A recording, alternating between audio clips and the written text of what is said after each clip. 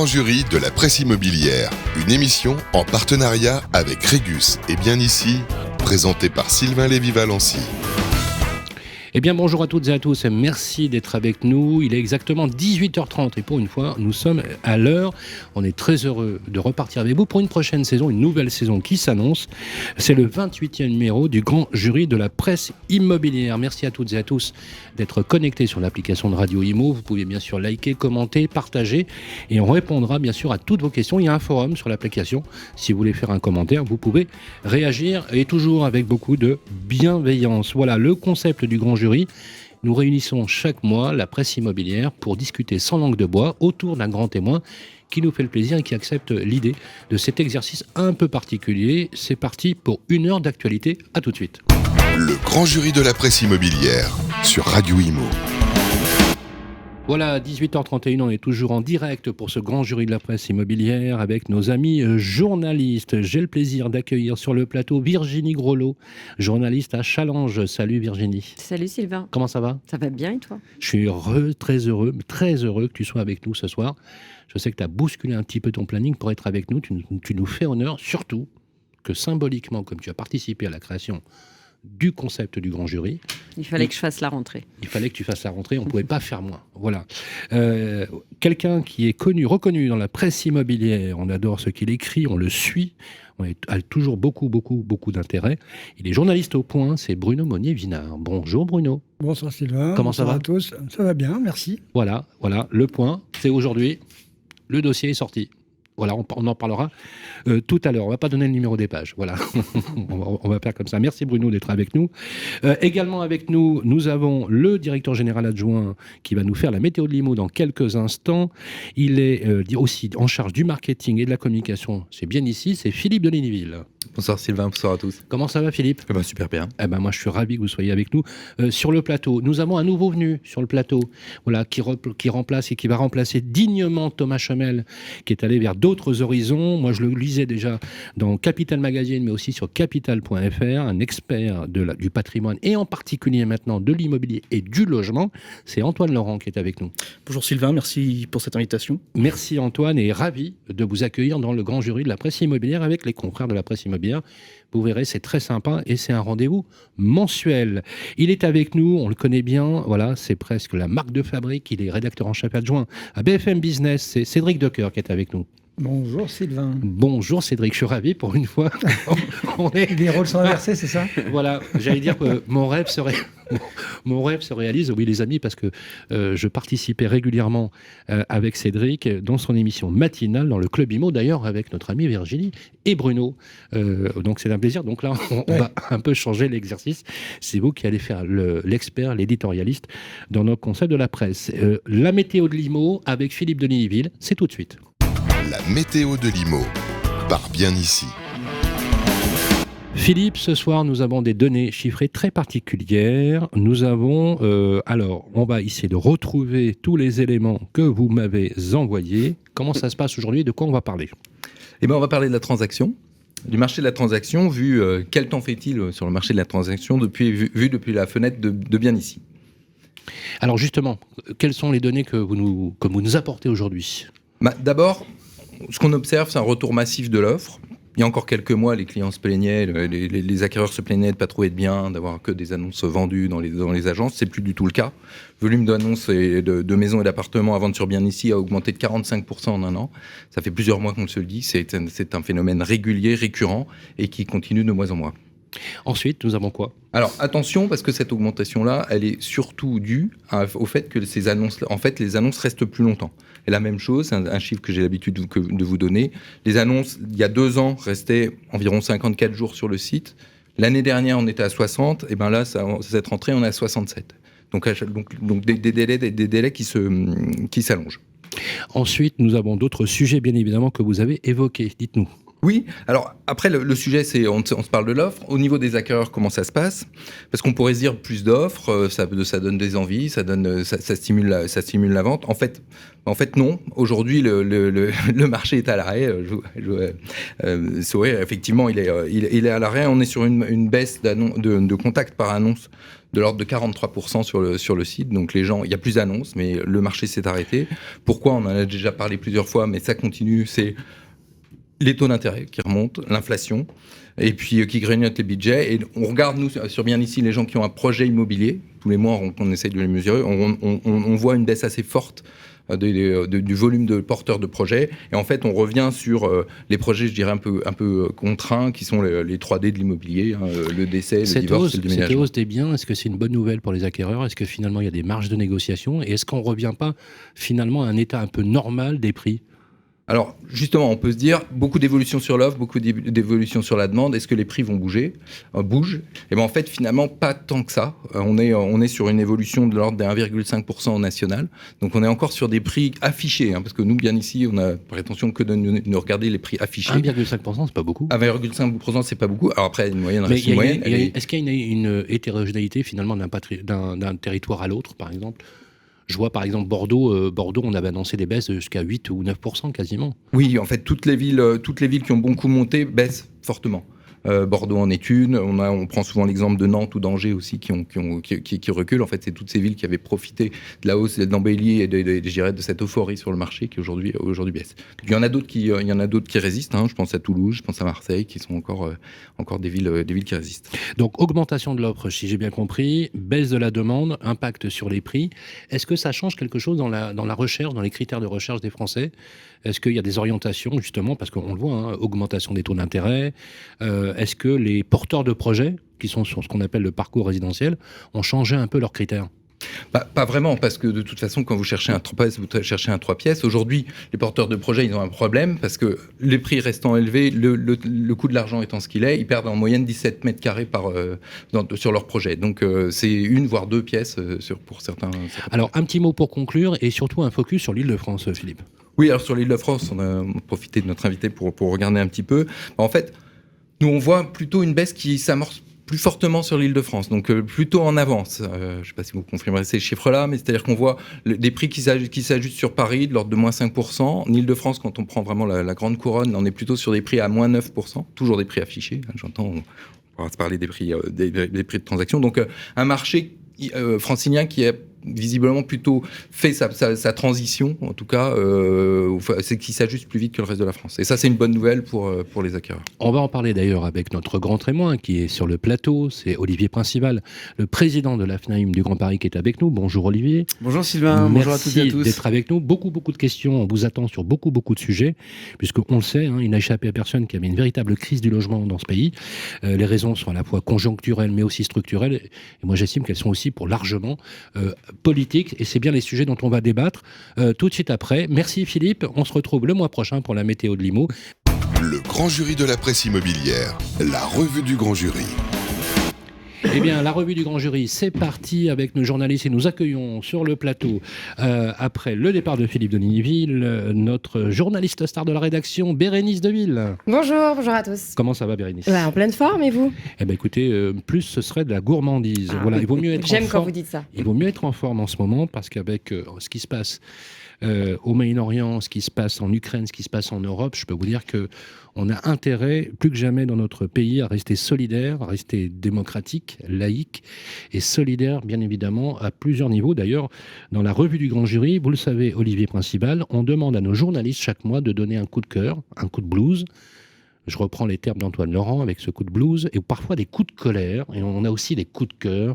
Et là, on va voir les trois en même temps. Moi, ça sera un coup de colère, on aura un coup de blues pour Antoine, coup de cœur pour notre ami Bruno Meunier-Vinard, et puis on va parler aussi notamment du sketch du DPE dont vous nous parlez, par exemple, Cédric Decoeur. Alors moi, je vous propose qu'on commence tout de suite avec le nouveau venu du grand jury de la presse immobilière, Antoine Laurent. C'est un coup de blues, mais à la fois, ça peut être aussi un grand coup de colère. Ouais, c'est-à-dire qu'on peut hésiter entre les deux. En fait, c'est une actualité qui est tombée cette semaine. C'est le nombre d'enfants à la rue qui a été comptabilisé donc par les associations de lutte contre le mal-logement, parmi la Fondation Abbé Pierre ou d'autres associations. Donc on a 2822 enfants qui se sont retrouvés tout simplement à la rue. Voilà, le 2 octobre dernier, avec soit seuls, soit avec leurs parents, malgré un appel au 115. Donc, il faut savoir qu'on parle d'enfants, c'est le chiffre minimum, si vous voulez. C'est le chiffre. Voilà, on sait qu'il y a beaucoup de familles précaires aujourd'hui qui sont dans des squats, dans des bidonvilles, qui n'appellent pas. Et ces chiffres, ce qui est dramatique, c'est qu'ils ont surtout augmenté de 40%. Et ça, c'est vraiment l'objet de mon coup de colère et de mon coup de blues. J'hésite entre les deux parce que je me dis, mais comment c'est possible qu'en à peine un mois, on ait 40% de plus de gamins qui se retrouvent à la rue, qui n'ont pas de logement dans une crise pareille, dans laquelle on a une inflation de dingue depuis plusieurs mois, dans laquelle on manque de logement, on le sait, on ne trouve pas de solution pour ces enfants. Alors, ok, on a sanctuarisé, le ministère du Logement, l'exécutif a sanctuarisé 203 000 places d'hébergement, mais on se rend compte que c'est insuffisant. Et pour moi, ça traduit quand même ce qui se passe aujourd'hui sur la crise du logement et sur les pénuries que l'on retrouve, en particulier dans les grandes villes. On a des écoles qui sont occupées par des parents d'élèves qui s'occupent des enfants à la rue. C'est dramatique et je pense que c'est un vrai coup de blues quand je pense à ces gamins. Et je trouve pas ça normal, quoi. Voilà. Moi, je vais vous dire, je l'ai lu dans la presse et j'ai trouvé ça sidérant, avec une peine immense, parce que je me dis comment on a pu, moi ça fait plus de 35 ans que je suis dans ce métier, comment on a pu aujourd'hui, avec un niveau de consommation, avec un niveau de sophistication sur tous les plans, culturels, éducation, même économique, arriver à se dire qu'au XXIe siècle, vous savez, quand j'ai lu l'article, je me suis rappelé d'un article qui était paru dans l'Aurore, je vous en ai parlé, Oui. En 1928.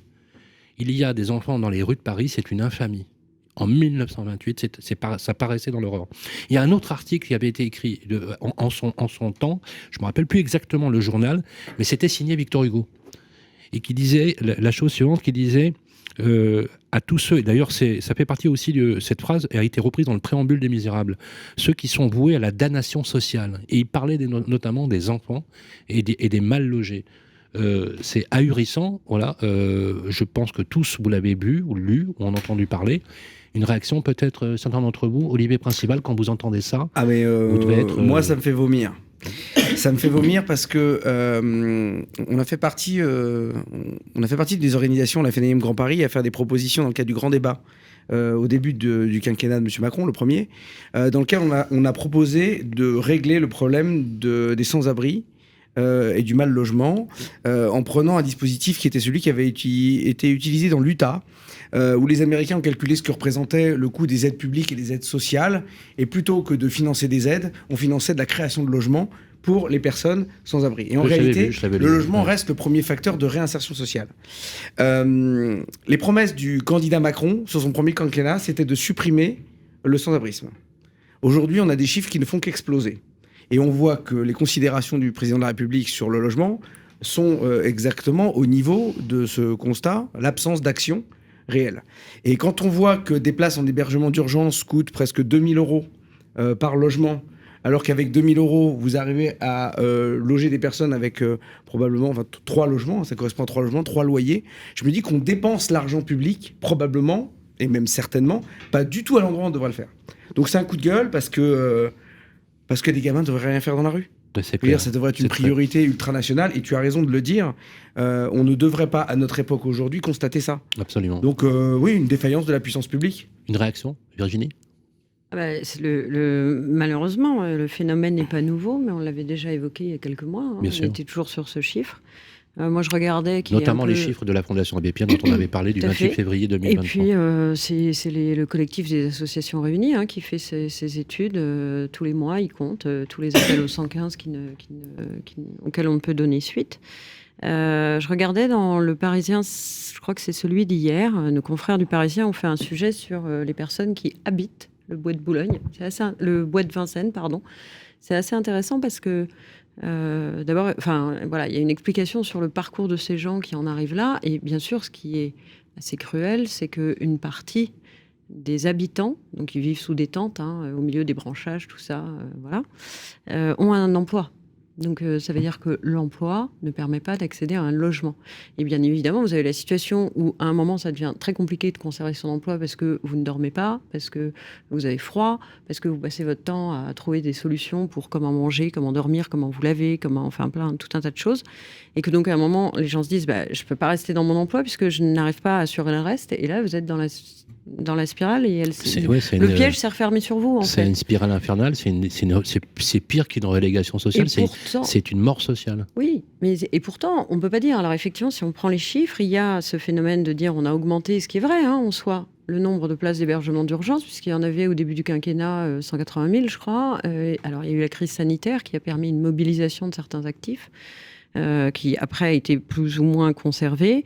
On en est à 203 000. Ça ne suffit pas. Je vais dire absolument pas le contraire.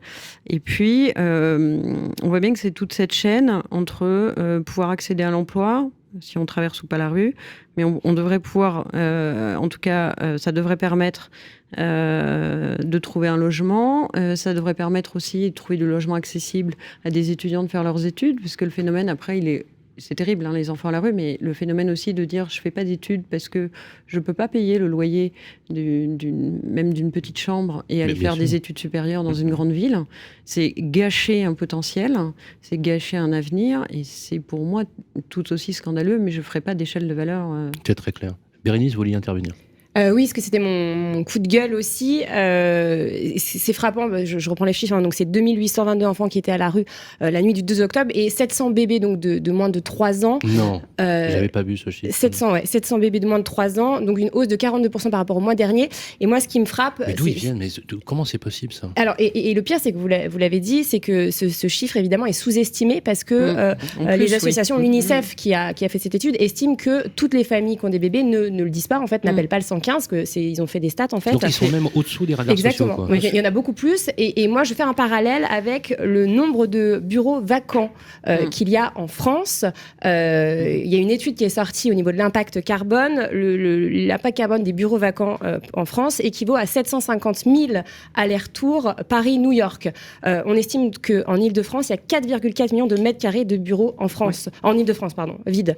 Donc, pour moi, l'État doit réagir et créer des hébergements d'urgence. Il y en a 2,5 millions qui sont obsolètes. Donc, qui pourraient effectivement servir Bien sûr. de logement transitoire pour redonner un peu d'espoir à ces personnes. Parce que quand on dit il faut envoyer ces familles dans des hébergements d'urgence, les hébergements d'urgence, c'est pas vraiment pour des enfants, c'est pas pour des bébés de 0 à 3 ans. Faut créer des hébergements d'urgence adaptés pour les familles avec des enfants, des bébés de moins de 3 ans. C'est très clair. Une réaction peut-être, Cédric Victor Hugo, hiver 64, effectivement, 54, pardon, ouais, ça nous ramène tous à ces images qu'on a vues à des moments en se demandant comment c'est possible. Et, on croyait finalement disparu finalement cette phénoménologie et on se rend compte que notre société se segmente de plus en plus. Que moi, ce qui me frappe aussi, c'est quand même l'accroissement des richesses, paradoxalement, et ce creusement des classes moyennes qui sont projetées.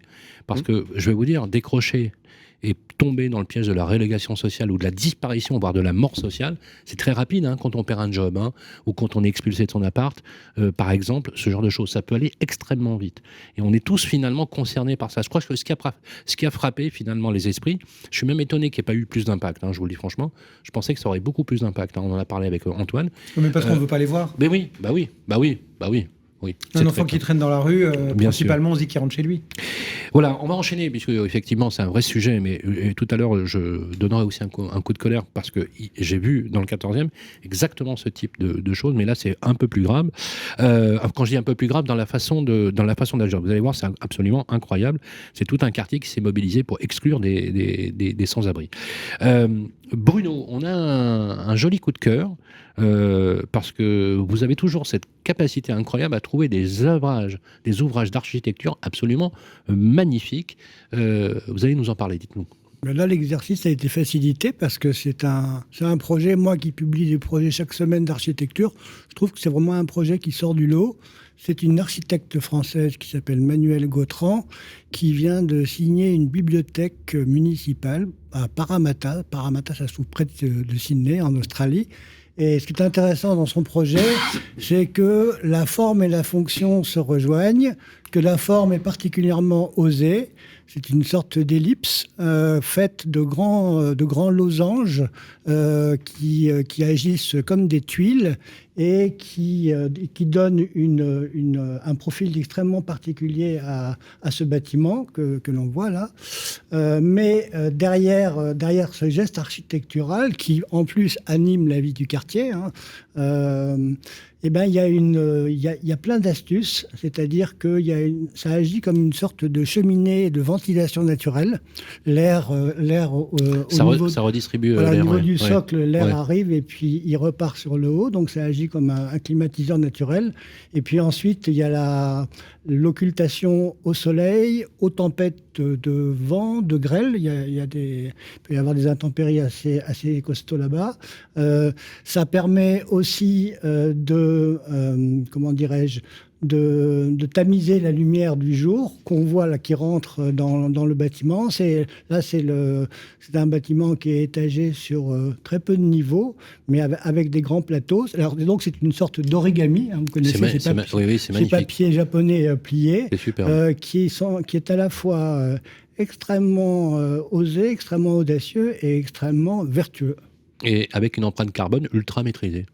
Ah oui, alors maintenant, ça, c'est un petit peu le présupposé là, de tous les bâtiments, donc c'est pour ça que j'en parle pas, mais bien entendu, là je vous ai donné les topics principaux, mais c'est un bâtiment avec réutilisation de plein de choses, comme on voit ailleurs. Ça, il ne se distingue pas de ça par rapport aux autres. C'est intéressant parce que cette circulation de l'air dans la façon de concevoir le bâtiment, quelque part, ça remplace. Est-ce que ça remplace la clim, par exemple? Ce qui m'intéresse, moi, dans ce genre de projet, c'est de montrer que parfois la contrainte, et la contrainte environnementale, peut devenir finalement...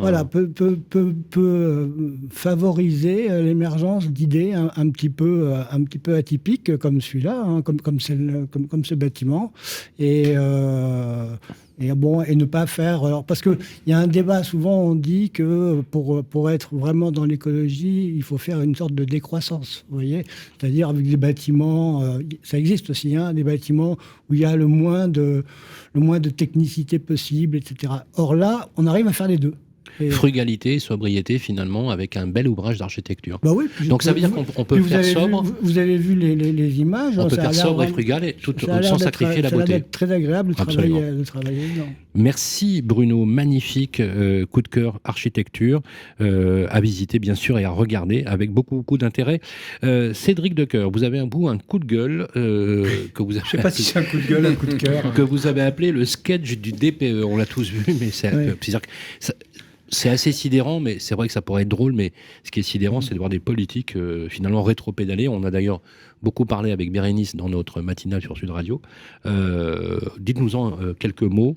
DPE. Non, mais moi, c'est pour ça, je ne sais pas si c'est un coup de cœur ou un coup de gueule. En tout cas, ce qui m'a interpellé, c'est de me rendre compte que ça fait des mois, pour pas dire un petit peu plus, qu'on parle de ces lettres, qu'on parle de ces diagnostics, qu'on parle de ces diagnostiqueurs, on pointe du doigt aussi les calendriers qui sont intenables, et puis on voit nos politiques qui s'agitent dans un sens, qui s'agitent dans l'autre, qui savent pas bien apporter une réponse. D'ailleurs, je sais même pas s'ils ont déjà vraiment parcouru ou faire un diagnostic de performance énergétique, qui rajoutent tout le temps un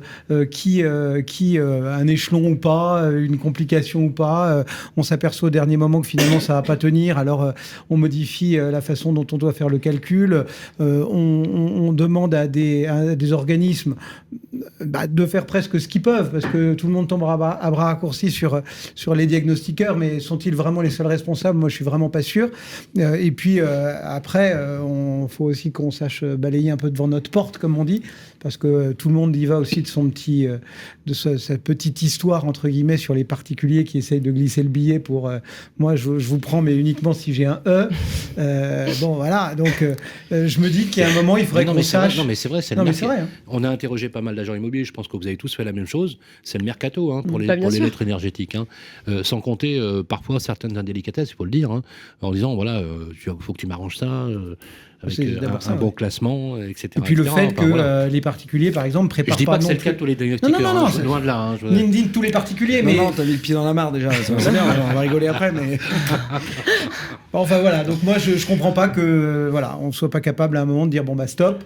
On réunit tout le monde. Je crois que tout le monde a à peu près identifié ce qui ne va pas et ce qu'il faudrait modifier. Et pourquoi on ne dit pas juste... C'est très clair. D'ailleurs, on l'a vu, puisque c'était assez, effectivement... drôle dans une mesure quand on a le ministre de l'économie et des finances quand même qui dit à titre perso je suis favorable à une dérogation ou à un moratoire sur le délai parce que on pourra pas y arriver, puis il rétropédale 2 jours après, puis après il revient. Non mais là à un moment donné on se dit voilà. C'est vrai que quand on se dit qu'on a la classe politique qu'on mérite, des fois on peut vraiment sérieusement se poser la question. Vous avez compris, je suis pas très pro Macron pour le coup. Alors on a Virginie, coup de cœur, coup de gueule ce mois-ci. Moi, je pense qu'on en a eu beaucoup, non ? Ouais. On peut continuer, mais... Ouais. Alors, je vais vous dire, on va discuter de tous ces sujets, mais je voudrais juste faire un petit coup de colère rapide. Je vous en ai parlé tout à l'heure. Il y a une pétition qui a été signée dans le 14e arrondissement, dans un quartier du 14e. J'ai pas dit tout le 14e. Je vais taire le quartier et ne pas donner le nom de cette boulangerie parce que voilà, après tout, je vais pas me prendre encore un procès. Mais voilà, dans cette boulangerie, il y a une pétition signée par tous les habitants du quartier qui demandent à ce que les mal logés, les SDF, soient dégagés du quartier. On parle pas, alors je précise qu'on ne parle pas de SDF qui foutent le bordel dans la rue, de personnes qui se saoulent ou qui créent des nuisances. C'est très important ce que je vous dis. On ne veut pas de personnes mal logées ou SDF. Concrètement, déjà ceux qui sont à la rue n'ont plus rien, mais il y a des personnes avec une âme très charitable, notamment les habitants de ce quartier, qui veulent qu'ils aient moins que rien. Voilà, je trouve ça lamentable, sidérant. C'est une amie qui est dans l'immobilier qui m'en a parlé, qui a forwardé effectivement cette information. On a de la peine à le croire.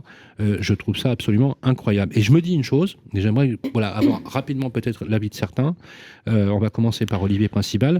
Je me dis finalement une société, elle se distingue aussi par le soin qu'elle prête et une certaine forme d'altérité, sans faire de conception philosophique à-dessous, et que je me dis que si on n'en est plus là, il y a quelque chose qui ne va pas. On s'est perdu.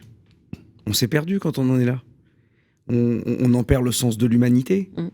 Et c'est quel chemin on a parcouru pour en arriver là.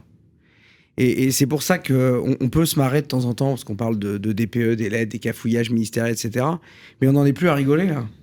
On n'en est plus à rigoler parce que quand on est capable de mettre à l'arrêt le secteur de la construction, du bâtiment, je rappelle qu'en France, quand le bâtiment va, tout va. Quand on est capable de mettre ce secteur-là complètement à l'arrêt, qu'on n'est pas capable de loger des enfants, les Français, de stopper la mobilité, et surtout de ne pas mettre en œuvre des dispositifs qui sont à la hauteur de l'urgence, on est à côté de ces pompes. Moi, j'ai pas de sujet, Macron, pas Macron, je vais pas revenir dessus. Il est là, on l'a élu, on va pas le changer pour l'instant. La problématique, c'est... il faudrait pourtant. Oui, mais je pense que le sujet va... On disait qu'en ce moment, on est assez timoré. Il n'y a pas beaucoup de mouvement, je trouve, dans la rue. J'appelle pas à la révolution. Mais la révolution, elle va s'exprimer. Oui, mais expliquez-nous ça, alors. Pourquoi ça descend pas plus que ça ? Ça va venir. Et ça va venir assez vite. Ça vient assez vite, parce qu'on peut être que révulsé par ce genre de propos. Il y a des solutions. Il y a des solutions sur le terrain. On peut mobiliser des gens qui ont des moyens par des sujets de fiscalité sans que ça coûte pour arriver à créer du logement simple. Je dis logement simple parce qu'on parle de transformation de locaux. Pourquoi on ne les transforme pas, les locaux ? Parce qu'il faut des formulaires en 50 000 exemplaires avec 50 autorisations administratives pour arriver à ne rien sortir. Parce qu'on est dans un carcan réglementaire imbuvable. Et là où on a besoin de prendre des mesures d'urgence avec des allègements d'urgence pour faire des choses pragmatiques et simples, on est capable de loger des gens dans des containers préfabriqués, entièrement équipés, isolés, etc. Je ne dis pas qu'il faut les mettre dans les containers, mais on arrive à faire des logements avec ça, des choses simples. Et on n'a aucun mouvement de la part des pouvoirs publics pour arriver à fabriquer rapidement de logements. Donc clair. À un moment donné, moi je suis révolté parce que mon coup de gueule il est général. On plante des économies, bon ok, alors, oublions l'économie, on plante des entreprises qui sont des emplois, et du coup on plante des gens qui peuvent pas se loger. Et on n'apporte aucune solution. Donc le quoi qu'il en coûte économique, on y est droit, mais je crois qu'il n'y a pas de prix au quoi qu'il en coûte du logement. Bonne transition, merci Olivier, puisque du coup, j'ai pas fait exprès, c'est bien l'objet du débat avec vous. Voilà, c'est parti pour une bonne trentaine de minutes sur les sujets qui fâchent parfois autour du logement, dont je rappelle que c'est le principal marqueur social dans une société moderne. À tout de suite. Le grand jury de la presse immobilière, le grand sujet. On l'a bien abordé, bien évidemment, avec vous, les journalistes. Quel regard on porte tous et quelles questions on pourrait vous poser à vous, Olivier Principal, président de l'AFNAIM du Grand Paris. Vous représentez quand même, ne serait-ce qu'en population, si on prend les 8 départements d'Île-de-France, 1/5 de la population française. Donc on peut dire quand même que sur le paysage francilien, vous avez un regard assez, acéré sur les difficultés à la fois structurelles et conjoncturelles qui sont liées à la politique du logement. On va poser d'ailleurs les premières questions et les premiers avis, notamment sur toutes les mesures qui ont été prises pour essayer d'endiguer la crise du logement, encadrement des loyers, permis de louer, les remèdes qu'on essaye de gouvernement en gouvernement, de ministre en ministre, moi j'en ai vu 18, pour essayer de trouver des solutions curatives. On va commencer par Bérénice Deville, justement, sur ces questions d'encadrement des loyers. Est-ce que vous pensez, par exemple, que tout ça, ça peut endiguer la politique de fluidité du logement, et quelles solutions aujourd'hui les professionnels peuvent trouver pour essayer de fluidifier une offre décente du marché? Alors l'encadrement des loyers, je ne sais pas si ça a vraiment porté ses fruits. Je ne pense pas, à titre personnel. Pourtant, c'est étendu dans certaines villes encore et encore. Après, je ne sais pas ce qu'en pense Olivier Principal. Mais... Vous voulez le savoir tout de suite, Bérénice? Oui, j'aimerais bien savoir. Mais on s'est tous posé la question, Virginie, Bruno, Antoine et Cédric. On s'est dit sur le papier, c'est vrai que quand tu vois sur le papier que c'est marqué encadrement des loyers et que on se dit qu'on peut plus se loger dans Paris parce que c'est très cher. On peut pas se loger quand on a 12% des étudiants début septembre qui ont renoncé à leur projet d'école parce qu'ils trouvaient pas de logement, parce que 17% des contrats à durée déterminée n'ont pas été signés, faute de logement dans les grandes métropoles. On peut se dire que c'était une bonne idée, mais est-ce que finalement la réalité est beaucoup plus difficile que cela? Olivier Principal. En fait, on ne traite pas la cause, on ne traite pas l'origine du problème. L'encadrement des loyers, c'est une solution ponctuelle à une problématique de marché.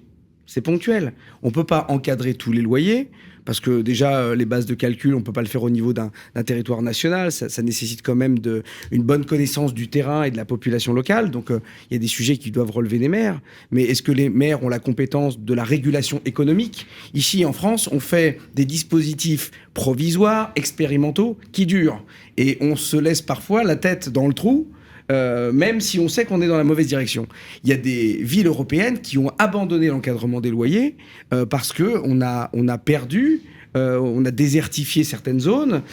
Donc l'encadrement des loyers, on pourrait le voir bien à partir du moment où on traite l'origine, c'est-à-dire la création d'une offre de logement suffisante qui permette de faire baisser les prix. Dans les communes dans lesquelles il y a eu des constructions neuves, fortes, souvent aidées par des dispositifs d'aide à l'investissement locatif, c'est l'IEPINEL, on avait sur le même marché des biens anciens et des biens neufs qui, par des dispositifs d'aide à l'investissement, avaient des loyers plus bas. Donc on avait des logements qui, automatiquement, avec des prix d'acquisition qui étaient plus accessibles, des loyers plus bas, on crée une offre intéressante qui a fait naturellement baisser les prix de l'ancien. La tension sur voilà. l'ancien. Donc du coup, en construisant, on règle le problème.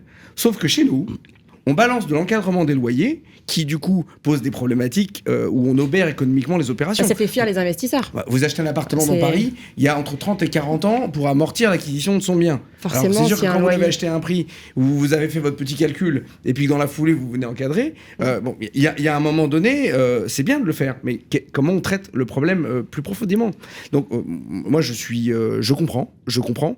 Et ce qui m'inquiète, c'est que notre nouveau ministre du Logement, qui a été un adepte de la mise en place de l'encadrement des loyers, a pris ce sujet comme étant un élément solution, l'élément providence pour arriver à régler le problème. Non, on ne réglera jamais le problème. On va continuer à appauvrir l'offre de logements locatifs. C'est ça le sujet. C'est déjà le cas. On va continuer à appauvrir l'offre locative et on va aller où? On va aller par une attrition encore plus importante de ces réaction des journalistes. On n'évalue pas le système. Enfin, il a été mis en place un petit peu par idéologie. il s'est étendu beaucoup par idéologie, puisque c'est presque au tournant d'un quinquennat et de l'autre que le truc est monté en puissance. Aujourd'hui, j'ai l'impression qu'on n'a jamais vraiment évalué tout ça. Et effectivement, on voit des propriétaires qui, maintenant contraints, ne font plus d'entretien. Donc, on se contente même pas d'un coup de blanc entre deux locataires. Et résultat, qui, entre guillemets, paye les pots cassés, c'est certains locataires qui a peut-être vu son loyer être modéré, encore que, il y a toujours toutes les exceptions qui permettent à tel ou tel propriétaire d'échapper un petit peu au coup près. Et puis derrière, on a des locataires qui ont des biens moins bien entretenus, moins bien isolés, puis on en revient c'est exactement ce que vous dites. À la BCDEF, quoi. Réaction, Antoine Laurent. Oui, en fait, moi, ça me donne surtout l'impression qu'on soigne avec l'encadrement des loyers un symptôme qui est celui de la hausse des loyers, mais pas le mal qui est le manque de logement. Le manque de logement, on manque de logement à Paris, on manque de logement dans les grandes villes. On se rend compte que les salariés, c'est des chiffres du patronat qui le montrent, mettent de plus en plus de temps pour aller du domicile vers leur travail. Donc qu'est-ce qu'on fait avec l'encadrement des loyers ? C'est super pour ceux qui peuvent vivre dans Paris, mais on repousse le problème pour les gens qui ne peuvent pas vivre dans Paris. Et donc, on va toujours plus loin en périphérie et on se retrouve face à des problématiques après d'aménagement du territoire terrible. Sans compter les contraintes, par exemple, de bien-être, tout simplement de bien-être. Quand on fait 1h30 pour aller bosser, aller, et 1h30 retour, on néglige aussi sa santé, on a des problèmes de sommeil, on a des problèmes d'équilibre, etc. C'est-à-dire que ça a des incidences multiples. Et même dans les quartiers où ils vivent, on a des silos dans lesquels c'est quasiment des zones dortoirs, parce qu'effectivement, il n'y a pas de relocalisation d'activités industrielles ou tertiaires qui leur permettent d'avoir une proximité avec le logement. Bérénice Deville. En même temps, pardon, vas-y. Oui. Non, vas-y. Non, en même temps, alors je veux bien, l'encadrement des loyers ne suffit pas, c'est effectivement une espèce de solution temporaire, mais parallèlement au phénomène d'encadrement, de la mise en place et l'extension, qui ne concerne pas tant de villes que ça, l'encadrement des loyers quand même, il y a un autre phénomène qui a pris tout le monde de vitesse et qui est responsable, lui, beaucoup plus singulièrement de l'attrition du parc, comme on dit, c'est la location saisonnière de courte durée, pour ne nommer aucune plateforme. Et donc là, on a vu quand même beaucoup de propriétaires qui, curieusement, n'investissaient pas quand même. Et oui, mais on va remettre un tout petit peu aussi la balle au centre. Ces mêmes propriétaires qui n'avaient aucun moyen, soi-disant, pour rénover leur logement, ont tout de suite su le mettre aux normes de ces plateformes pour qu'il soit joliment instagrammable et essayer d'en tirer un maximum de bénéfices sans respecter aucun texte et au tout début du phénomène, sans rien déclarer. C'est vrai. Donc, l'encadrement des loyers, il n'est pas très efficace, il n'est pas très mesuré. On voit les débuts sur Paris et sur les autres communes, il n'y a pas encore de bilan de fait. Je rappelle quand même que les observatoires de loyers, c'est quand même des observatoires locaux. C'est pas des loyers décidés par l'État. C'est quand même, il y a des stats et des analyses qui sont faites. Il y a des recours pour les locataires et les locataires commencent à le faire. Et on voit d'ailleurs au travers de ces recours que certains propriétaires sont quand même extrêmement généreux sur les compléments de loyer et qu'on pourrait quand même assimiler ça à de l'abus. Maintenant, je suis d'accord, le problème c'est l'offre, mais l'offre elle a fuité ailleurs. C'est aussi ça le problème. Il n'y a pas que l'encadrement des loyers. Je partage complètement ton point de vue. C'est tout, vraiment. C'est extrêmement oui, mais l'offre, elle a fuité aussi peut-être à cause de l'encadrement des loyers, parce que forcément, quand on veut investir dans l'immobilier... Elle a fuité bien avant. On a tous raison autour de la table, pour reprendre ça ce que dit Bérénice. Je suis d'accord. C'est parce que là, on a passé l'encadrement des loyers au sujet de l'attrition du parc locatif en général. Bruno, si tu veux intervenir maintenant, Non, moi je voulais juste remonter d'un cran encore le curseur, c'est-à-dire qu'il y a une chose dont on parle peu, c'est la cherté du foncier. La cherté du foncier, la compétition entre les promoteurs pour acheter du foncier et ensuite le répercuter sur les prix de vente. Oui, il n'y en a pas, donc c'est la surenchère. Non, mais parce que en bout de chaîne, ça participe à cette cherté des prix dont on parle et qui explique pourquoi on encadre les loyers, etc. Après, il y a une schizophrénie en France aussi, il faut le dire, et on le dit cette semaine dans le gros dossier immobilier du Point, il fait une 30aine de pages, c'est des promoteurs qui m'en parlent, qui me disent, bon, c'est comme les téléphones portables, tout le monde veut pouvoir capter à la 4 ou 5G, etc. Mais personne ne veut d'antenne relais à côté de son domicile. Et il y a beaucoup de particuliers aussi qui font des recours contre les constructions, et parce que si on construit en masse près de chez eux, ça va minorer leur patrimoine et du coup c'est en ça que je dis qu'il y a une schizophrénie. L'acceptation du public sur les chantiers, les grues. Ce manque d'offres, c'est aussi, alors c'est mal exprimé, mais c'est aussi une sorte d'airbag à la pérennité, à la valeur pérenne de l'immobilier dans notre pays. Olivier Principal. Bon, alors là, vous avez appuyé sur le bouton, c'est parfait. Voilà. Il est chaud. Il est chaud. Vous allez voir, en réalité, on a parlé de la façon avec laquelle les bailleurs peuvent aborder le sujet avec l'encadrement des loyers. L'encadrement des loyers, c'est une perte de rentabilité. N'oublions pas que la majorité des bailleurs possèdent moins de 2 logements. C'est-à-dire que ce sont des personnes qui ont créé un patrimoine pour se faire un complément de revenu ou une transmission pour la retraite. Ouais, c'est bien de le rappeler. Ces bailleurs, on les a opposés dans une réglementation énergétique aux propriétaires occupants et à la réglementation sur la location touristique qui, elle, n'est soumise à aucune obligation de rénovation énergétique. Donc, dans le même immeuble, on va avoir des bailleurs sur lesquels on leur impose une mise en conformité sous couvert d'interdiction de mise en location, qui cohabitent avec des propriétaires occupants qui n'ont aucune obligation de réaliser. Et du coup, l'offre de location longue durée qui sert à se loger pour travailler, pour fonder son foyer, sa famille, sort vers un parc complètement détourné qui fait l'objet d'un contrôle extrêmement minime qui est celui de la location de courte durée, type, je le cite pas là, Airbnb, et à un moment où il y a les avantages fiscaux qui sont démesurés. Donc à un moment donné, effectivement, cette absence d'équité face au mode locatif... C'est une inéquité qui pourrait même être limite anti-constitutionnel. C'est-à-dire que c'est un problème de droit. Il y a un problème de droit. Bah, écoute, tu demanderas au 49.3 de ce matin, hier. Là, bon. Mais alors, derrière ça, la réglementation énergétique qui ne s'applique pas à tous les types de biens, un problème de fiscalité.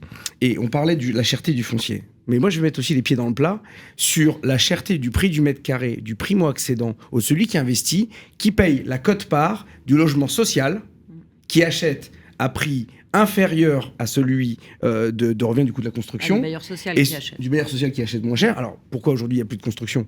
Parce que le bailleur social tout seul ne construit pas des opérations en propre. C'est grâce à la loi SRU et la loi Allure qu'on a une obligation de construction de logements sociaux. Donc, l'investisseur privé portait, avec le primo-accédant, l'opération. Sauf que lui, il portait aussi la vente à perte au profit du bailleur social. Donc, du coup, on a une augmentation de la cherté du prix d'acquisition.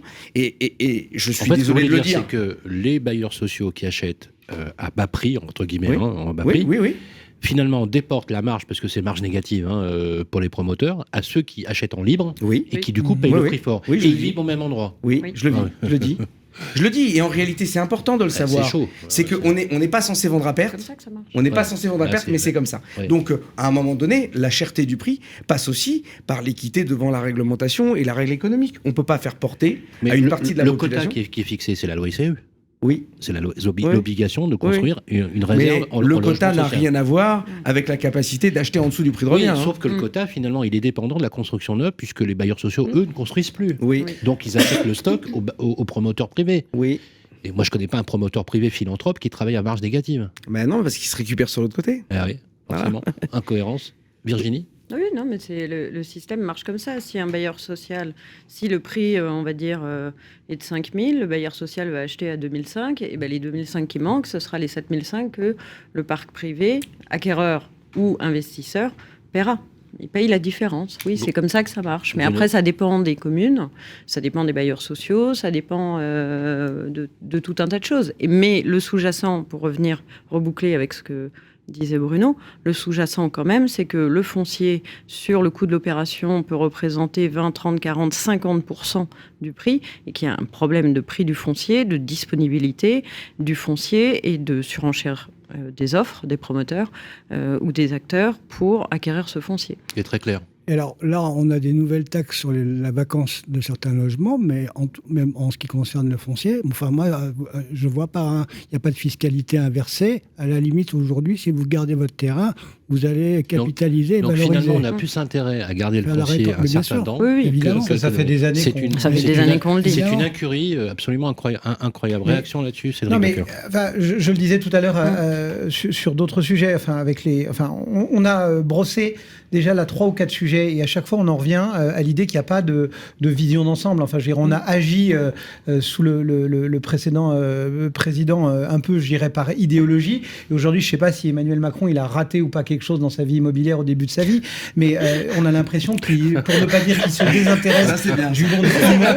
Je sais pas si soit il s'est fait larguer un mauvais bien à un moment. Vous allez vous faire des amis parmi les agents immobiliers. Sans doute, je sais pas, mais ce que je veux dire, c'est on a l'impression qu'il y a sinon pas une haine de l'immobilier, au moins un désintérêt total de ce sujet-là. Ah, mais c'est clair. Et on ne regarde pas. Alors on prend petit point par petit point quand il y a une urgence, encore que parfois on attend que ce soit vraiment urgent. Regardez ce qu'on a fait du CNR Logement. On avait fait une émission spéciale sur BFM Business pour se gausser de cet énorme succès. Oui. Il n'y a pas de... On ne regarde pas le truc d'ensemble. Enfin voilà, le fait qu'on dégrade finalement de facto la qualité des logements à travers cet encadrement des loyers, le fait qu'effectivement les maires sont contraints de construire avec des quotas, etc. Les promoteurs eux-mêmes font pas forcément tout le temps l'effort d'avoir une belle architecture. Alors les voisins veulent pas l'immeuble qui est moche. Et puis les maires, on leur dit vous donnez pas de permis de construire, vous refusez. Mais bon, d'un autre côté, les maires, ils vont au même moment. On en avait plusieurs fois débattu dans le club IMO. L'éducation nationale, puisqu'il n'y a pas de vision d'ensemble, fermer des classes, alors que même que le maire vient de donner ou de signer 5 ou 6 permis de construire pour des résidences dont on sait pertinemment statistiquement qu'il y aura X gamins dedans et que donc d'ici 24 mois, il y aura plus d'enfants dans l'école où on vient de fermer 2 classes parce qu'il manquait un demi-élève, etc. Donc enfin voilà, il n'y a pas de vision globale. Alors peut-être pas de l'IMO, mais de la vie de la cité. Mais alors vision globale. Je sais pas. Parce que c'est devenu un sujet technique, c'est devenu un sujet environnemental, mais ce n'est plus un sujet politique au sens global du terme. Tu es d'accord que politiquement, il faut qu'il y ait une impulsion très forte et que finalement le logement, au sens de police, la cité, la ville, ça peut pas se faire par silo. Qui est le marqueur social, le lieu de l'intime, le lieu de la construction finalement de la cohésion sociale. Effectivement, il faut une vision politique. Bruno Monnier-Vinard. Oui, mais Cédric a tout à fait raison. Aujourd'hui, on assiste à en fait un pompier qui éteint des incendies lorsqu'ils apparaissent. 1988, Méhaignerie, ministère du Logement, couplé avec aménagement du territoire. Un très bon ministre. Aujourd'hui, ministère du Logement, inféodé au ministère de la transition écologique. Bon, voilà. Donc, et d'ailleurs, dont on a séparé l'aménagement et le logement, je précise. Juste, voilà. Oui, mais ça, c'est pas... Oui. Si on peut en faire des non, mais c'est intéressant ce que vous dites. Oui, Antoine, une réaction peut-être sur le sujet. Non, mais c'est vrai que ça montre beaucoup de choses, le fait qu'on ait mis le logement sous le tutelle de la transition écologique, parce qu'on voit aujourd'hui le prisme du logement sous la question environnementale, est tout à fait légitime, très bien. Mais on a un peu oublié derrière. La question environnementale est un des éléments de la politique du logement et pas la finalité. Et on a oublié que derrière, on avait avant tout besoin de loger des gens. On a oublié les gens. Alors, on va continuer sur justement la politique du logement. Sylvain, juste une chose. Oui. Et si on imaginait que Emmanuel Macron soit favorable à un pays de locataires, pourquoi pas, hein. Oui. C'est une position à l'instar de Nicolas Sarkozy qui disait je voulais une république de propriétaires. C'est une position qui est défendable. Hein. Ce qu'il n'a pas réussi. Elle s'applique en Allemagne, elle s'applique etc. Sauf qu'aujourd'hui, parc locatif absolument saturé. Vous savez, il y a un économiste suédois, je ne me rappelle pas son nom, mais il faudrait que je le retrouve, qui avait dit que l'encadrement des loyers, c'est le moyen le plus sûr de détruire une ville, mieux que des roquettes. C'est ça, vous avez lu la même chose. Olivier Principal, on a 2 autres sujets qui sont assez inquiétants. Le premier sujet, on avait évalué ça, on en a beaucoup parlé dans les médias, c'est la baisse très inquiétante du volume d'offres locatives, qui touche tous les secteurs, qui touche toutes les grandes agglomérations. J'ai rappelé tout à l'heure les chiffres qui avaient été en statistique début septembre, et tout le monde l'a lu. 12% des étudiants ont renoncé à leurs études faute de logement. 17% des contrats à durée indéterminée, des jeunes actifs qui arrivent dans les grandes métropoles, mutées ou autres, ne trouvent pas de logement, donc pas d'emploi.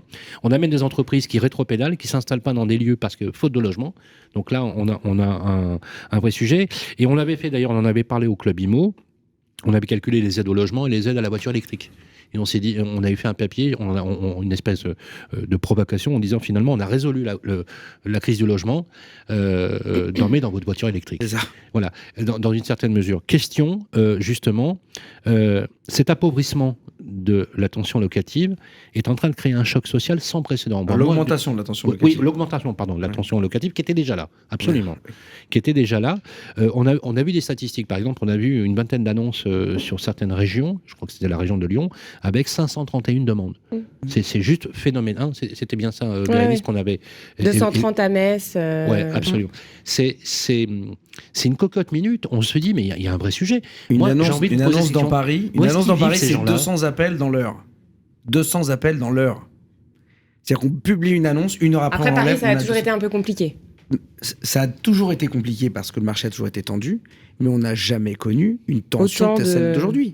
J'ai mon téléphone qui sonne toute la semaine parce que personne ne trouve de logement, comme si on allait pouvoir arriver à trouver une offre qui n'existe pas. Il y a 10 ans, quand je visitais des biens à louer à Paris, on était 40, il y avait une file d'attente dans l'escalier, et puis on attendait, puis on n'avait même pas le temps de visiter. J'ai l'impression qu'on a tous connu ça, un jour. Mais ça montre bien qu'il n'y a pas eu de politique de prise en compte de cette demande, et qu'on n'a pas adapté l'offre de logement en conséquence. Donc, tu as raison de le dire.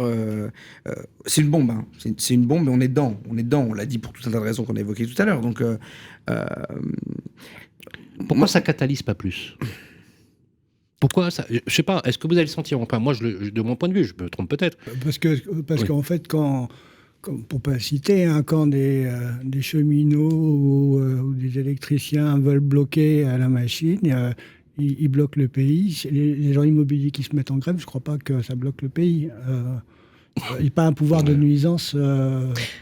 Ça réglera, ça va quand même bloquer un peu de fluidité du marché, parce qu'il se trouve quand même que l'intermédiation par les professionnels, qui est aussi le garant du respect de la réglementation sur la grande partie des choses, nous posera un problème. Et là où tu as raison, c'est qu'effectivement, il n'y a pas de violence dans l'intermédiation immobilière. On est dans l'accompagnement des clients. Et ce problème de choc, ça, c'est même plus un choc, enfin, on est dans le cataclysme. On l'a dit pour des raisons sociales, mais pour les raisons économiques qu'on connaît, ok, tu peux pas te loger. Bon, voilà, moi j'ai une consoeur de Lyon qui m'a appelé en pleurant. Sa nièce dormait dans les bureaux dans lesquels elle travaillait à Boulogne, parce qu'elle ne trouvait pas d'appartement. Les gamins, ils dorment dans les bureaux, ils trouvent pas de colocation. Donc on en est là, on est là-dessus. Alors on essaie toujours de se débrouiller pour trouver quelque chose, mais il y a un moment donné, à force de prendre, les gens parlent, on est en tension permanente, on va pas réussir à régler le problème. Alors, en plus, l'approche des Jeux Olympiques sur la région parisienne, si on veut le citer, alors justement, ça devient aussi un sujet préoccupant, parce qu'on a des arbitrages. Hein, on parlait tout à l'heure de la location de courte durée. On a des bailleurs qui avaient des logements sur le marché privé longue durée, qui suppriment leur mandat. J'ai moi-même perdu 10 mandats depuis le début de l'année, de personnes qui m'ont dit c'est trop compliqué. La réglementation énergétique, elle est trop contraignante. Je vais m'inscrire sur une plateforme et du coup, j'aurai pas de problématique ni d'encadrement, ni de travaux. Bah oui, c'est vrai, c'est la réalité. Donc du coup, qu'est-ce qui se passe ? On se dit, en attendant, c'est pas grave, les JO, c'est au mois de juillet. Hein, et Christophe Béchu, je t'avais dit l'année dernière, il y a un an, je crois que justement, ils allaient s'occuper des plateformes et que ça allait être la même réglementation pour la rénovation énergétique. On attend toujours. Moi, je pense à ce que tu disais, Antoine, tout à l'heure, avec ces enfants à la rue. Et je le mets en perspective avec la crise du logement et la crise de la location. En fait, on a un sujet qui est multipolaire, qui est global, et qui finalement pointe, j'allais dire, l'incurie. Vous savez, Michel Rocard disait une chose très juste. Il disait, il vaut mieux toujours privilégier la thèse de la connerie, car elle est courante, car pour la thèse du complot, ça demande un esprit rare, ce qui est beaucoup moins courant. Donc en fait, on a l'impression, et je le dis vraiment avec beaucoup d'amertume, qu'on a une classe politique qui est hors sol. Hors sol. Ils vont pas dans les territoires, ils voient pas justement qu'on a des personnes au-dessous des radars sociaux. On voit pas. Ils vont dans les territoires, ils vont dans le nord, ils implantent 2, 3, 4 gigafactories de batteries, là, on se félicite. On regarde la structure du marché IMO autour de ces gigafactories, c'est bien simple, on pourra pas loger les ouvriers. Et alors, il y a quand même juste un petit bémol, pareil, j'ai l'impression de mettre des bémols ce soir. C'est vrai que c'est habituellement les... Oui, elle a trouvé plus fort qu'elle. Il n'y a aucun problème à ça. Mais j'ai pas dit mon dernier mot. Non, mais il y a des élus locaux d'abord, quand même. On ne peut pas faire un amalgame de la classe politique, etc. Il y a des élus locaux. Parfois un peu trop. Voilà. Pardon ? On les fustige un peu trop. Oui, peut-être. Mais les élus locaux, ils sont en prise avec la réalité. C'est eux qui vont qui voient sur le samedi, le dimanche, c'est eux qui sont au contact de la population et qui vont avoir les demandes de logements sociaux, qui vont avoir plein de choses, toutes les récriminations de leurs habitants, et il manque une classe, et ici et ça. Donc il y a des élus locaux. Et il faut peut-être, par contre, que ces élus locaux soient un peu plus bravaches et construisent plus. Donc, il y en a qui le sont. Hein. Il y en a qui le sont. Non, mais je dis pas. Mais encore plus. On est, par contre, sur des territoires contraints. Là, on parle de Paris. Oui. Ben oui, mais Paris, c'est fini. Enfin, Paris, c'est une toute petite ville. Hein. Il n'y a pas de foncier disponible à Paris. On peut dire construire en hauteur, tout ça. Je ne suis pas persuadée que transformer Paris en New York soit une solution. Pas sûr qu'on vivrait bien. Et on a aussi, aujourd'hui, on voit quand même pour une fois, je trouve, beaucoup de députés, ce qui n'arrivait pas avant, beaucoup de députés se mobiliser sur le sujet, parce qu'ils sont sans doute plus jeunes, plus neufs dans le métier, entre guillemets, et qui, on les a vus sur les amendements, il y en a eu des amendements. Mais c'est eux qui les font avancer, en fait. Hein. Et alors, ça, visiblement, ça ne résout pas tout, puisqu'en face, ils ont un 49.3, donc le dialogue est court. Mais voilà, c'est aussi tous ces acteurs-là qu'il faut prendre en compte et dont il faut écouter la parole, et peut-être plus aux professionnels aussi de discuter avec ces interlocuteurs-là, qui peuvent peut-être amener des solutions localement un peu plus rapides, un peu moins administratives, un peu plus d'allant, etc. Bruno Bonneville. Oui, je voudrais dire, alors, en fait, on parle là beaucoup de gens qui pleurent, gens J-E-A-N, il y a aussi gens qui rient.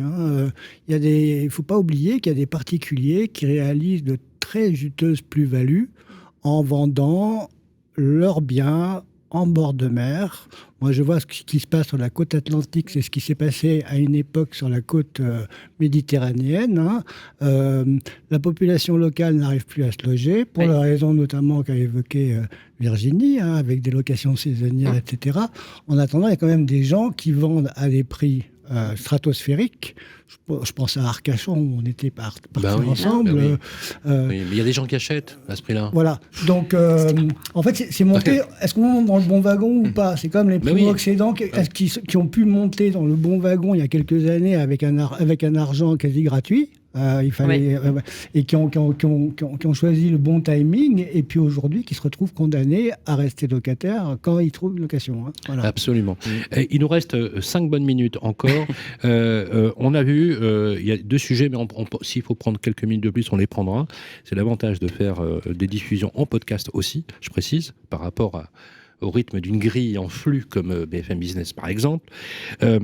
C'est la situation, la position des agents immobiliers, qui est fortement décriée, avec autorité de la concurrence.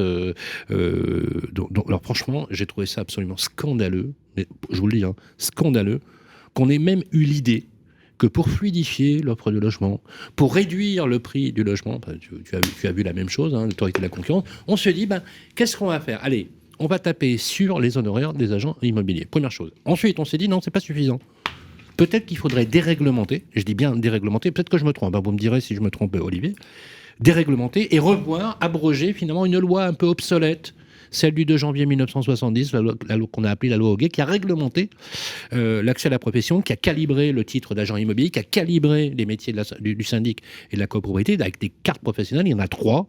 La carte T pour la transaction, la carte S pour le syndic et la carte G pour la gestion. Très franchement, là-dessus, je peux ajouter, et vous avez bien raison de me le rappeler en régie, qu'on a plafonné vos honoraires comme si on plafonnait le prix du pain. C'est pas grave. C'est sur la location seulement. Depuis bientôt 10 ans. Attendez. Virginie, bientôt 10 ans. Virginie, c'est bien, elle remplace Isabelle. Ça, je suis en train de penser à Isabelle d'un seul coup. Ça me fait plaisir. J'ai un grand respect pour Isabelle, ça me fait plaisir. Isabelle a raison de le préciser. Isabelle, à qui on pense beaucoup, et elle comprendra pourquoi, et on partage vraiment beaucoup de choses avec elle, et on t'aime beaucoup, Isabelle.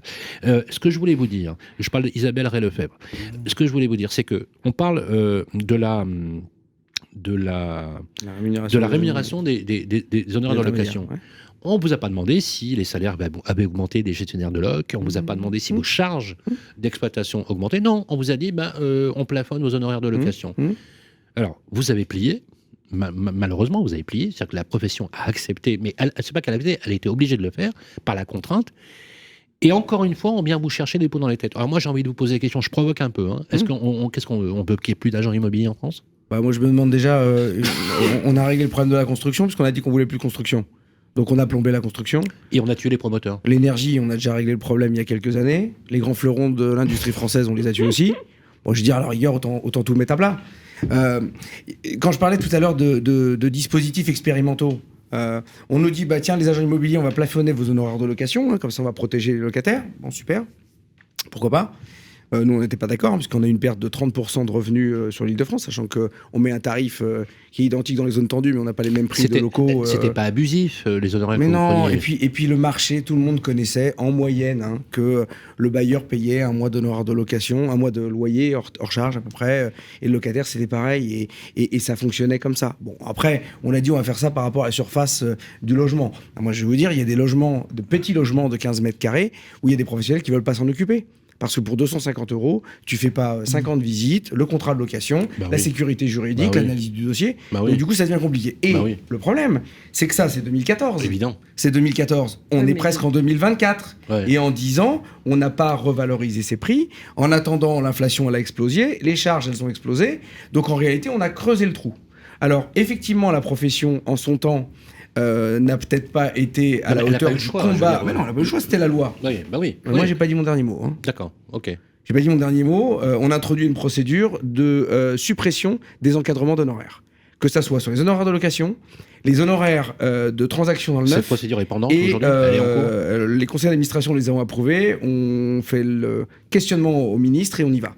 Pour une raison simple, c'est qu'à un moment donné, quand l'État met la main dans tout, et pour en faire, excusez-moi, un résultat qui est quand même loin d'être à la hauteur de nos attentes, et à un moment donné, c'est quoi demain ? On va plafonner le prix de la baguette de pain, le prix de la coupe de cheveux, de la boîte de conserve. Je veux dire, à quel moment on est capable de dire qu'on va réguler quelque chose ? Alors, on va revenir juste en 2 secondes sur le sujet de l'autorité de la concurrence.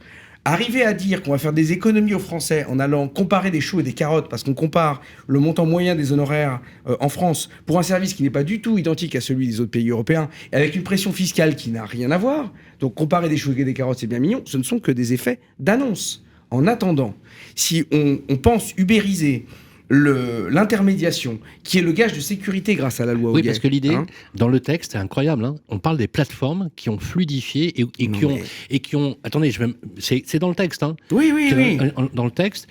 D'ailleurs, on parle d'intermédiation avec d'autres termes, d'ailleurs, c'est très intéressant, d'entremise immobilière. Oui, à aucun moment dans le texte, vous savez, de l'autorité de la concurrence, on parle d'intermédiation. Ils mettent le mot...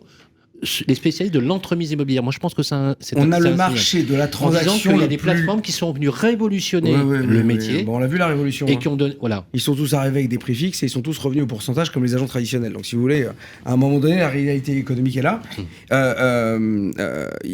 Je veux dire, on a un marché qui est ultra libre. Vous pouvez vendre vous-même. Vous pouvez vendre en passant par un notaire, par un agent immobilier, par qui vous voulez, en faisant une annonce sur un site public. Donc, à la rigueur, où est le sujet ? Je veux dire, on a la liberté. On n'a pas un monopole. Donc, il y a déjà une liberté de concurrence. On n'a pas un monopole. Et en quoi la loi Hoguet est un frein à ça, alors ? Mais la loi Hoguet n'est surtout pas un frein. C'est le garde-fou, le garant de la sécurité de l'intermédiation immobilière. Et c'est pas ce que dit le rapport. Bah oui, mais parce que le rapport, il est là pour raconter ce qu'il a envie de raconter. Quand on détaille que la prestation immobilière, c'est 7 prestations, je veux dire, demandez à n'importe quel agent immobilier le nombre de prestations qu'il réalise pour arriver entre le moment où il prend l'affaire avec le client et le moment où il va donner le résultat à la fin.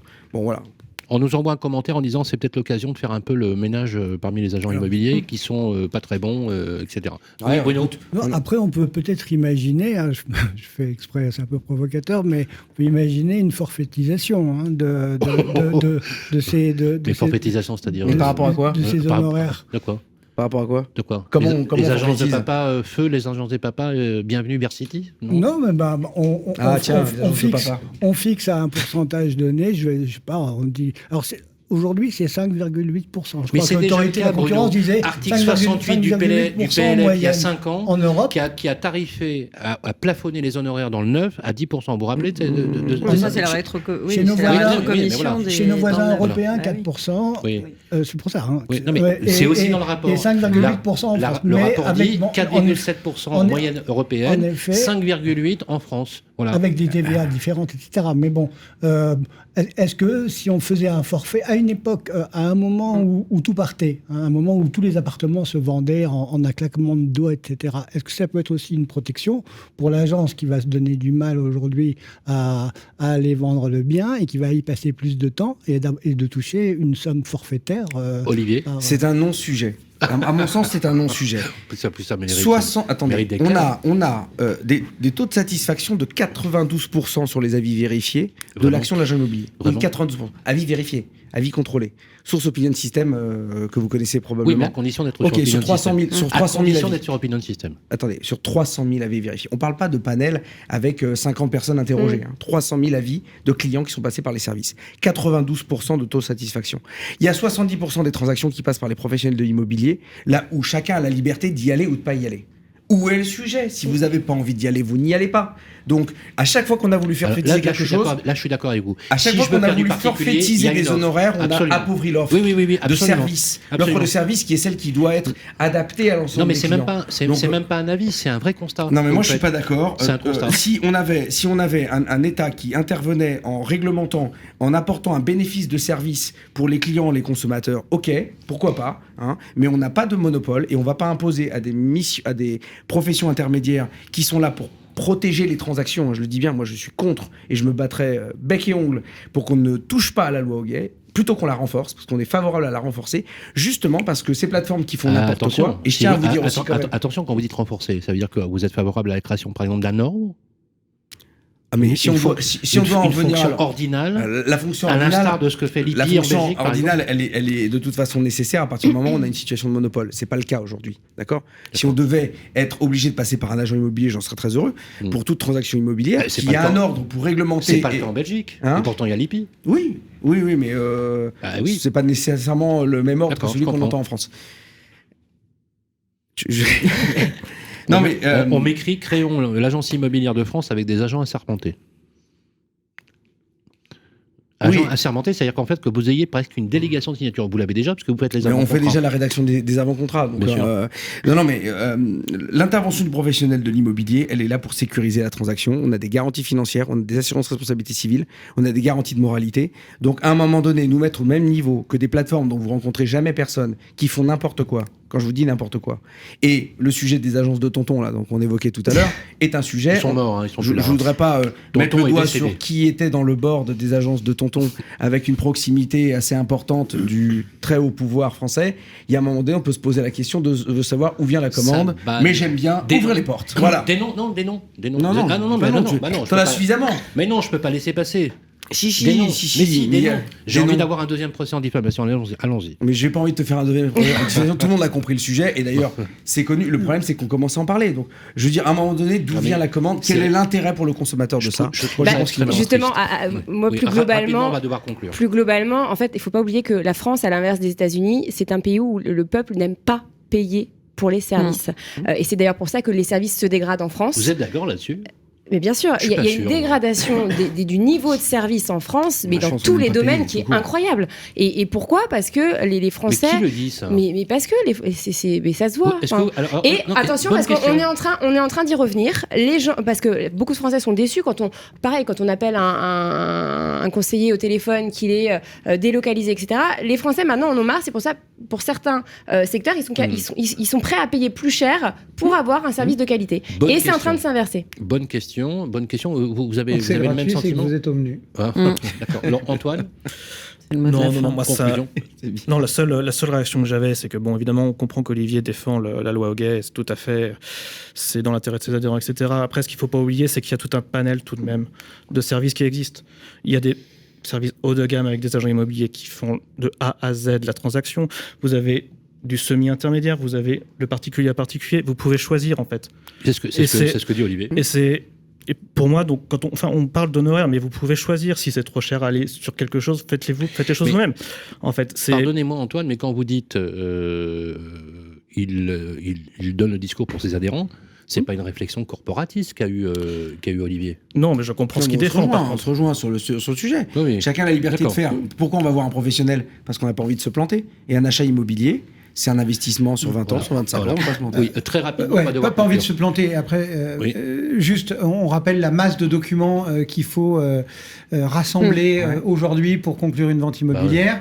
Je connais, en tout cas moi, pas mal de gens qui ont voulu entamer le truc de PAP et qui ont fini par refiler le bébé à un agent immobilier devant la masse de photocopies qu'il fallait. L'immobilier, c'est un métier. Voilà. L'immobilier, c'est un métier. Ils vécurent heureux et eurent beaucoup d'enfants. Voilà, ça fera plaisir à Charlotte, notre productrice. Voilà, on pense à tous ceux qui ne sont pas là aujourd'hui et je m'associe complètement avec la rédaction à quelque chose qui est arrivé, qui est assez dur à vivre pour Isabelle Ray-Lefebvre, et on a toute notre amitié. Et on est avec toi, Isabelle, et on espère que tu seras avec nous véritablement le mois prochain. Je voudrais dire aussi un mot, parce qu'on ne peut pas se dédouaner de cela, je le fais systématiquement depuis ces dernières semaines, avec les événements qui ont touché le Moyen-Orient, en Israël en particulier, avec aussi les Palestiniens, bien évidemment. Une peine immense auquel moi-même, à titre personnel, j'ai été confronté. Donc voilà, j'espère que dans l'équilibre de ce qui va, être perçu comme issue, que j'espère favorable, bien évidemment, les choses s'arrangeront au mieux. Il faut aussi rappeler qu'on vit dans un pays démocratique, on vit dans un pays libre, dans un pays laïque, et que l'altérité, le soin qu'on prend de l'autre, avec sa différence, sa religion, sa culture, c'est quelque chose auquel nous nous associons, et je pense qu'on a tous une responsabilité en termes d'exemple à faire là-dessus. Je voulais aussi citer le point qui est sorti aujourd'hui, le 18 octobre. Voilà, article du Point, un dossier complet. Chaque automne, on a un dossier extrêmement complet avec Bruno. Quels sont les points principaux qui sortent et qui apparaissent dans le Point ? On balaye un peu tout. Ancien, neuf, Paris, région parisienne, province, ceux qui se vendent ou ceux qui ne se vendent pas, ceux qui baissent, ceux qui résistent. Et puis vous avez un focus sur l'investissement immobilier à Dubaï notamment. Vous avez bien entendu des dossiers sur les difficultés d'obtenir des crédits et des astuces pour obtenir des crédits. Enfin bon, il y a vraiment de quoi lire. Avoir des chiffres, avoir des données. Et puis j'oublie aussi, une interview de Cyril Janin, le patron de Bien Ici, sur la géolocalisation, interview réalisée par Sylvain. Oui, ça va. D'accord. Page 109, je crois. Écoutez, je le dis très modestement. C'est page 109. Alors, très modestement. Voilà. Merci à toutes et à tous d'avoir participé à cette émission. Un grand merci à Bérénice Deville, très en forme aujourd'hui. Et on va se retrouver d'ailleurs samedi prochain sur Sud Radio, bien évidemment. On va parler aussi des nouvelles pratiques aussi immobilières. Sud Radio, je rappelle que la matinale, c'est de 9h15 à 10h, tous les samedis en direct. Un grand merci à Antoine Laurent d'avoir partagé ce moment. Ça s'est bien passé ? Bah écoutez, oui, j'ai apprécié en tout cas. Ok, est-ce que vous avez envie de revenir ? Bien sûr.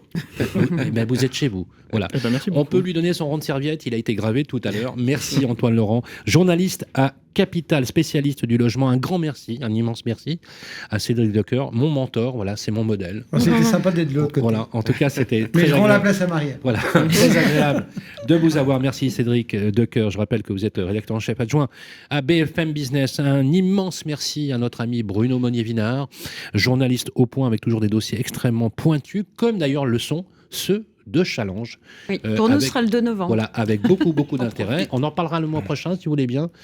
On parlera du dossier de Challenge pour notre prochain grand jury. Je vous espère tous. Vous venez tous le mois prochain. Je vous y attends avec beaucoup d'intérêt. Merci à Virginie Grelot, journaliste à Challenge. Un merci également à Théo, notre technicien. Merci à Charlotte Eckerl qui a préparé de main de maître cette émission. Un immense merci à Olivier Principal, président de l'AFNAIM du Grand Paris. Je rappelle que vous êtes aussi avant tout un entrepreneur, un grand spécialiste de l'immobilier. C'est réjouissant de vous avoir sur le plateau parce que vous avez un avantage, c'est que vous dites les choses sans aucune langue de bois, mais toujours avec le sourire. Je ne sais pas comment vous faites, ce qui est génial chez vous, c'est quand vous souriez, il y a tout qui sourit chez vous. Bah écoutez, avec l'époque qu'on traverse, je pense que je vous dois bien ça. Voilà. Donc, en tout cas, merci pour votre invitation. C'est toujours un plaisir d'être là. Alors, je rappelle qu'on élargit quand même le cercle du grand jury de l'immobilier, de la presse immobilière. Normalement, on nous a une journaliste du Point qui va nous rejoindre dans les semaines à venir, qui va enrichir notre club. Nous avons une journaliste du journal de l'Agence qui va venir aussi rejoindre le club. Voilà, le grand jury de la presse immobilière est une famille qui s'étend et, vous voyez, Aussi, il y a quelqu'un de chez Sud Radio. Absolument. Et nous avons Jean-Marie Bordry, qui est l'animateur de la matinale du week-end, avec qui on anime d'ailleurs l'émission Parlons IMO tous les samedis matins, qui nous fera le plaisir et l'immense honneur d'être avec nous, avec un rôle un peu différent, bien évidemment, celui de l'éditorialiste, et qui va nous donner son regard un peu grand public sur le grand jury de la presse immobilière. Remerciements également à notre partenaire Bien Ici et IWG, voilà, Zineb, Philippe et toutes les équipes. Merci à toutes et à tous. Si j'en ai oublié quelques-uns, pardonnez-moi. On va se retrouver le mois prochain. D'ici là, prenez soin de vous et partagez, parce que le partage, c'est ce qui fait société et communauté. Merci à toutes et à tous. Le grand jury de la presse immobilière, une émission en partenariat avec Régus et Bien Ici, à réécouter et télécharger sur le site et l'appli radio.imo et sur toutes les plateformes de streaming.